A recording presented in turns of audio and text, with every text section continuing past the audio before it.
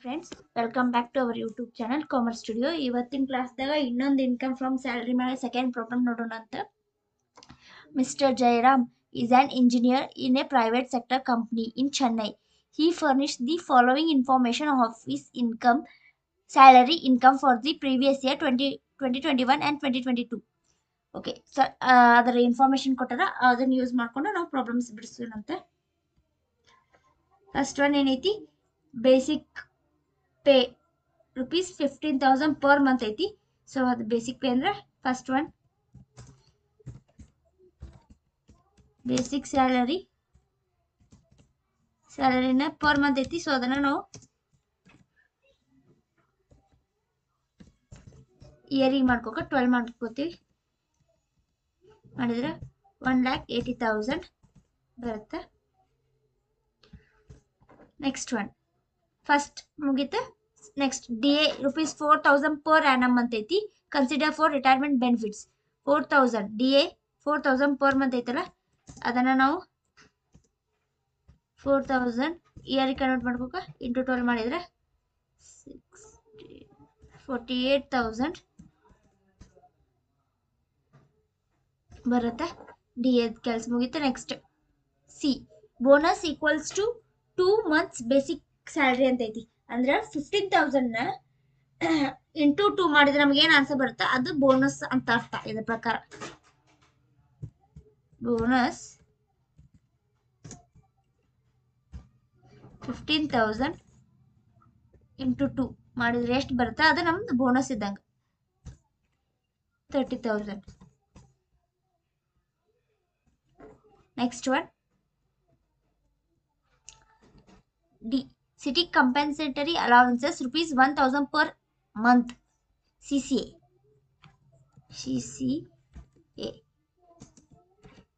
1,000 into 12 ಮಾಡ್ಕೊಂಡ್ರೆ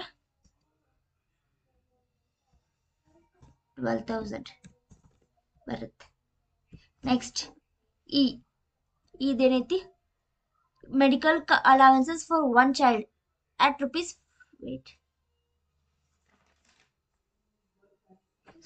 medical allowances is 1,500.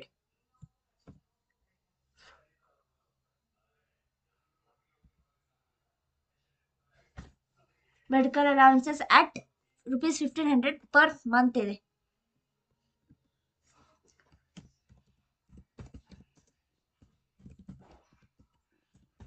Allowance ಎಷ್ಟು 1,500 into 12 ಮಾಡಿದ್ರೆ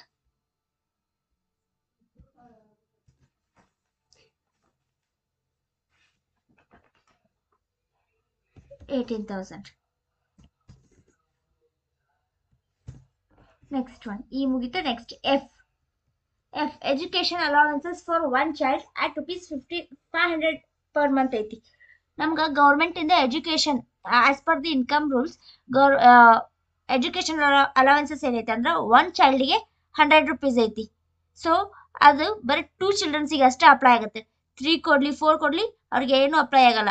ಸೊ ಒನ್ಲಿ ಒನ್ ಚೈಲ್ಡ್ ಇಲ್ಲಿ ಏನ್ ಕೊಟ್ಟಾರ ಅವರು ಫಸ್ಟ್ ಏನ್ ಕೊಟ್ಟಾರ ಅದು ಹಚ್ಕೋಬೇಕು. ಎಜುಕೇಶನ್ ಅಲವೆನ್ಸ್ ಎಷ್ಟು ಕೊಟ್ಟಾರ ಅವರು 500 ಒನ್ ಚೈಲ್ಡ್ ಕೊಟ್ಟಾರ ಇಂಟು 12 ಮಾಡ್ಕೊಂಡ್ರೆ ನಮ್ಗೆ ಆನ್ಸರ್ 6,000 ಬರುತ್ತೆ.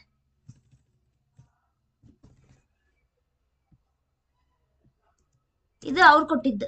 But as per the income tax rule ಏನೈತೆ ಅಂದ್ರೆ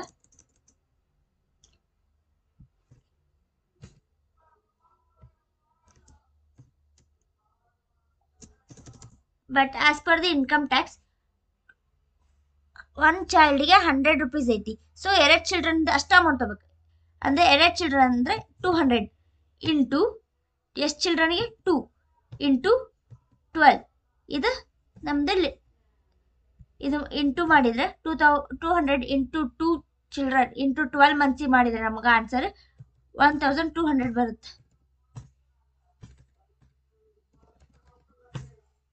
ಇದನ್ನ ಎರಡು ಆಡ್ ಮಾಡಿದ್ರೆ ನಮ್ಗೆ ಎಜುಕೇಶನ್ ಅಲವೆನ್ಸಸ್ ಸಿಗುತ್ತೆ.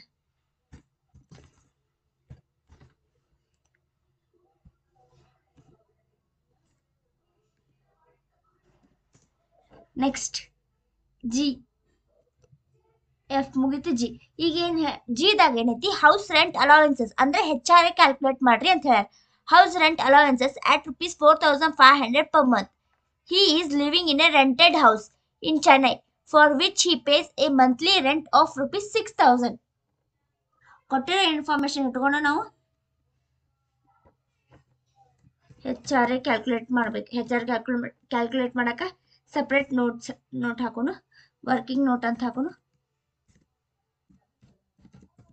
ವರ್ಕಿಂಗ್ ನೋಟ್ ಹಾಕಿ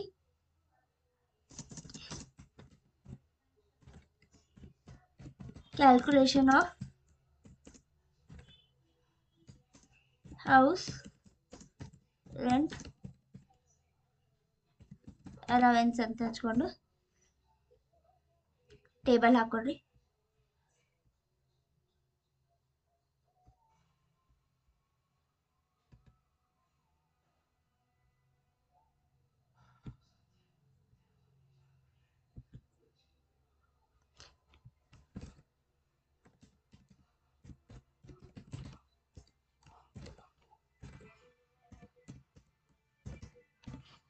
ಓಕೆ, ಫಸ್ಟ್ ಒನ್ ಫಸ್ಟ್ ಏನು ಬರ್ಕೋಬೇಕು, ಆ್ಯಕ್ಚುಯಲ್ ಹೆಚ್ಚಾರೆ ಹೌಸ್ ರೆಂಟ್ ಅಲವೆನ್ಸಸ್ ಎಷ್ಟು ಕೊಟ್ಟಾರ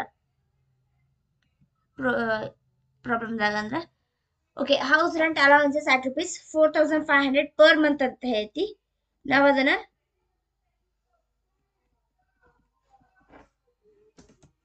4500ನ ಇಂಟು 12 ಮಾಡ್ಕೊಂಡ್ರೆ 54,000 ಬರುತ್ತೆ ಆನ್ಸರ್. ಸೇಮ್ 5 ಮಾರ್ಕ್ಸ್ ಹೆಚ್ಚಾರೆ ಯಾವ ತರ ಬಿಡಿಸ್ತೀವಿ ಇಲ್ಲಿ ಹಂಗ ಮಾಡ್ಕೊಂಡು ಹಚ್ಬೇಕು. ಅಂಡರ್ ಸೆಕ್ಷನ್ 10 of 13A ಮಾಡಿ ಹೆಚ್ಚಾರೆ ರಿಸೀವ್ಡ್ ಅಲ್ಲೇನು ಹೊರಗೆ ಅಮೌಂಟ್ ಹಚ್ಕೊಂಡಿರ್ತೀವಲ್ಲ ಅದ ಅಮೌಂಟನ್ನ ಇಲ್ಲಿ ಒಳಗೆ ಹಚ್ಕೋಬೇಕು. ನೆಕ್ಸ್ಟ್ ಆಕ್ಸೆಸ್ ರೆಂಟ್, ಇದ್ರ formula rent paid minus 10% salary.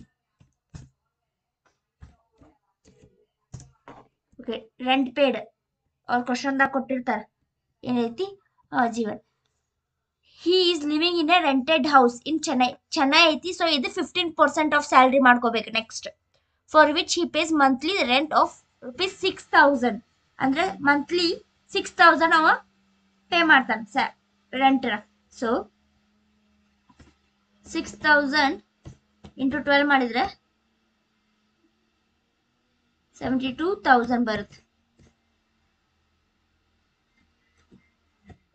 First one ಕಂಡು ಹಿಡ್ಕೊಂಡ್ವಿ.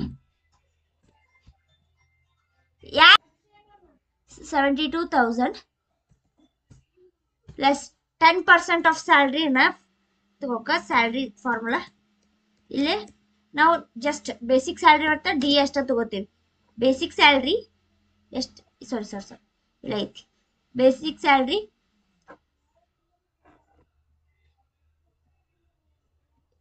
ಎಷ್ಟೈತಿ 1,80,000 ಪ್ಲಸ್ ಡಿ ಎ 48,000 ಮಾಡ್ಕೊಂಡ್ರ ನಮಗ 1,80,000 ಪ್ಲಸ್ ಡಿ ಎ 48,000 ಎರಡು ಆ್ಯಡ್ ಮಾಡ್ಕೊಂಡ್ರೆ ನಮಗ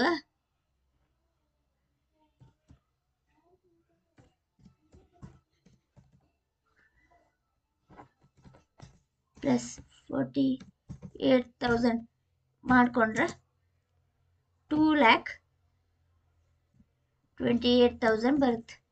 ಈ 2,28,000ಗೆ ಇಂಟು 10% ಮಾಡ್ಕೊಂಡ್ರೆ 22,800 ಆಗುತ್ತೆ. ಈ ಅಮೌಂಟ್ನ ಇಲ್ಲಿ ಹೋಗಿ ಹಚ್ಚಬೇಕು. 22,800 ಮಾಡ್ಕೊಂಡ್ರೆ ಎರಡರೂ ಲೆಸ್ ಮಾಡಿದ್ರೆ ನಮಗೆ ಆಕ್ಸೆಸ್ ರೆಂಟ್ 49,200 ಬರುತ್ತೆ. ನೆಕ್ಸ್ಟ್ ಇದು ಚೆನ್ನೈ ಐತಿ, so 50%. Chennai is a big city. 50% ಸ್ಯಾಲರಿಗೆ ಮಾಡ್ಕೊಂಡು ಇದೆ ಸೇಮ್ ಸ್ಯಾಲ್ರಿ ಎಷ್ಟು 2,28,000ಗೆ 50% ಮಾಡ್ಕೊಂಡ್ರೆ 1,14,000 ಬರುತ್ತೆ. ಸೊ ಇದ್ರಾಗ ನೆಕ್ಸ್ಟ್ ಈಗ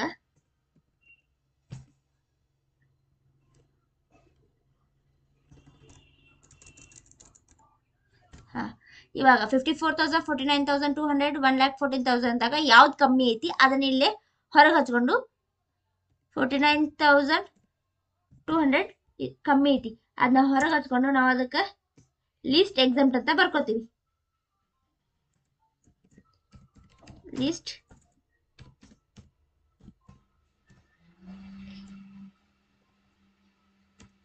ಎಕ್ಸಾಮ್ಟ್ ಅಂತ ಹಚ್ಕೋತೀವಿ. ಇವಾಗ ನೆಕ್ಸ್ಟ್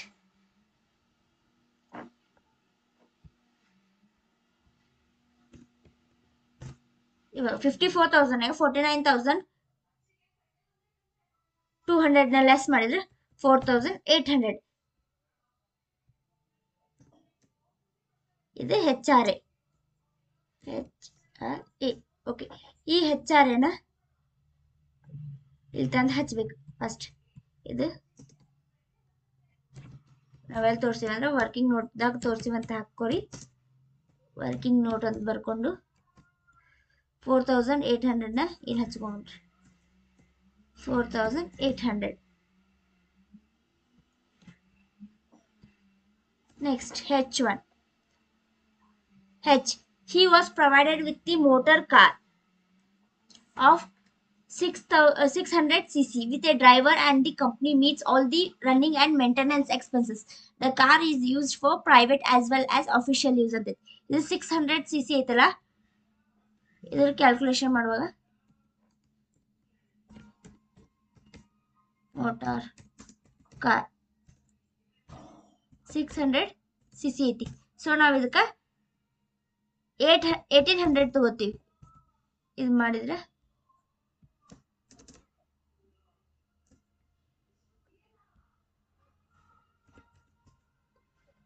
ಮಾಡ್ಕೊಂಡ್ರೆ 21,600 ಬರುತ್ತೆ. Next including driver salary 900 into 12 ಮಾಡಿದ್ರೆ 10,800 ಬರುತ್ತೆ. ಇವನ್ನೆರಡು ಆ್ಯಡ್ ಮಾಡ್ಕೊಂಡ್ರೆ ನಮಗೆ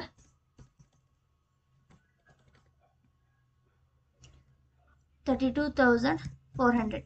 ಕ್ಯಾಲ್ಕುಲೇಷನ್ ಆಫ್ ಮೋಟರ್ ಕಾರ್ ಮುಗಿಯಿತು. ನೆಕ್ಸ್ಟ್ ಹೆಚ್ಚಾಯ್ತು. ಈಗ okay, he contributes to a recognized provident fund 10% of his salary and the employer contribution an equal amount. ನಮ್ದು ಏನು ರೂಲ್ಸ್ ಇತ್ತು, ರಿಕಗ್ನೈಸ್ ಪ್ರಾವಿಡೆಂಟ್ ಫಂಡ್ಗೆ 12% ಇತ್ತು. ಸೊ ಇಲ್ಲಿ ಅದಕ್ಕಿಂತ ಕಮ್ಮಿ ಕೊಟ್ಟಾರ. ಸೊ ಕಮ್ಮಿ ಕೊಟ್ಟಾಗ ನಾವು ಅದನ್ನ ಆ ಸೆಂಟೆನ್ಸ್ ತಗೊಂಗಿಲ್ಲ. ಸೊ ಸೆಂಟೆನ್ಸ್ ಏನಿತ್ತಲ್ಲ ಅದನ್ನ ನಾವು ಹಚ್ಕೊಂಗಿಲ್ಲ. ನೆಕ್ಸ್ಟ್ ಇಂಟ್ರೆಸ್ಟಿಗೆ ಹೋಗ್ಬೇಕು. Interest credited to the accumulated balance of the fund at 11% was rupees 4,400. 11% ಹೇಳ, ಬಟ್ ನಮ್ದು ಏನೈತಿ 9.5% ಐತಿ. ಅದ್ರ ಪ್ರಕಾರ ಹೋಗೋಣ.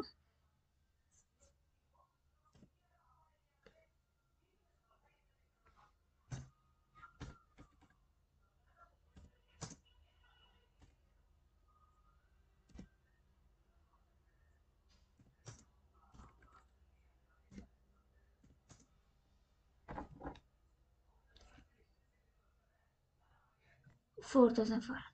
Okay.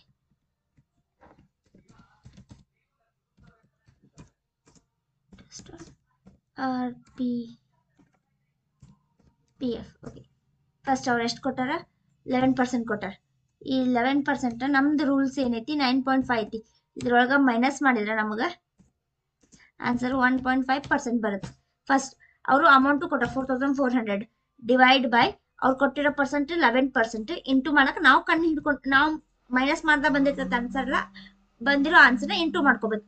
ಈಗ 4,400 ಡಿವೈಡ್ ಬೈ 11 ಇಂಟು 1.5 ಮಾಡಿದ್ರೆ ಆನ್ಸರ್ 600 ಬರುತ್ತೆ. 600.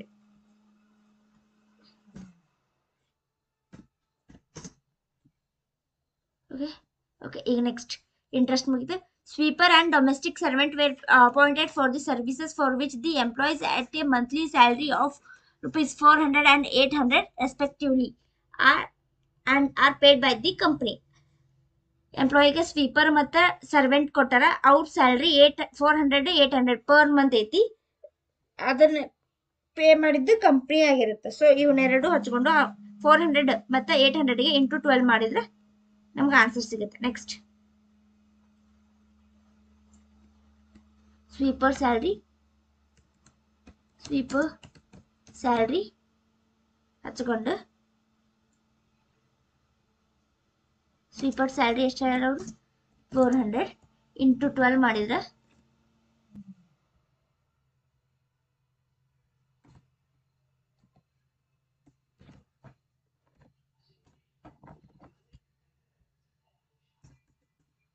400 ಇಂಟು 12 ಮಾಡಿದ್ರೆ 4800 ಆಗುತ್ತೆ. ನೆಕ್ಸ್ಟ್ ಇದ್ರೊಳಗೆ ಡೊಮೆಸ್ಟಿಕ್ ಸರ್ವೆಂಟ್ ಎಂದು ಕೊಟ್ಟಾರ. 800 ಇಂಟು 12 ಮಾಡಿಕೊಂಡ್ರೆ 9600. ಇವೆರಡು ಆ್ಯಡ್ ಮಾಡಿದ್ರೆ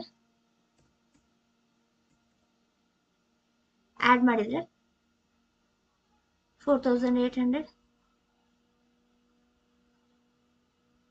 14400. ನೆಕ್ಸ್ಟ್ ಏನಾದರೂ ಕೊಟ್ಟಾರ ಚೆಕ್ ಮಾಡ್ಕೋಬೇಕು. ಓಕೆ ನೆಕ್ಸ್ಟ್ ಏನಿಲ್ಲ. ವೇಟ್ ಓಕೆ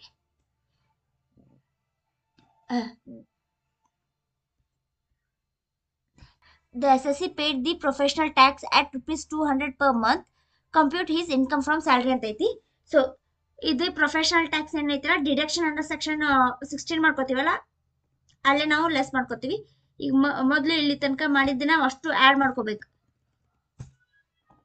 ಫಸ್ಟ್ ಇಂದ ಬೇಸಿಕ್ ಸ್ಯಾಲ್ರಿಯಿಂದ ಇಲ್ಲಿ ಡೊಮೆಸ್ಟಿಕ್ ಸರ್ವೆಂಟ್ ತನಕ ಏನೇನು ಅಮೌಂಟ್ ಐತಲ್ಲ ಎಲ್ಲ ಆ್ಯಡ್ ಮಾಡಿದ್ರೆ 3,45,000 ಬರುತ್ತೆ. ಬಂದ ಆನ್ಸರ್ ನಮ್ದು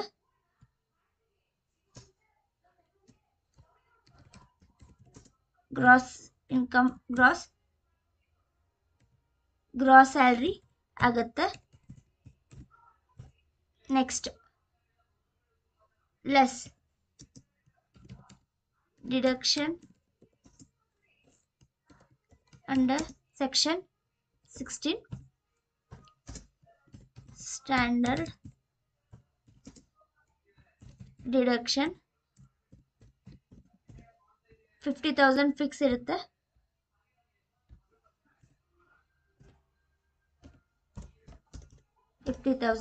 ನೆಕ್ಸ್ಟ್ ಪ್ರೊಫೆಷನಲ್ ಟ್ಯಾಕ್ಸ್ ಹಚ್ಕೋಬೇಕು ನಾವು. ಪ್ರೊಫೆಷನಲ್ ಟ್ಯಾಕ್ಸು ಇಲ್ಲೇ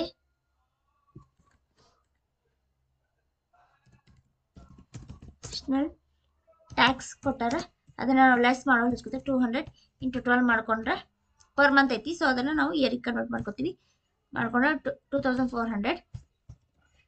ಇವಾಗ 3,45,000 ಲೆಸ್ 50,000 ನೆಕ್ಸ್ಟ್ ಲೆಸ್ 2,400 ಮಾಡಿದ್ರೆ 2,92,000.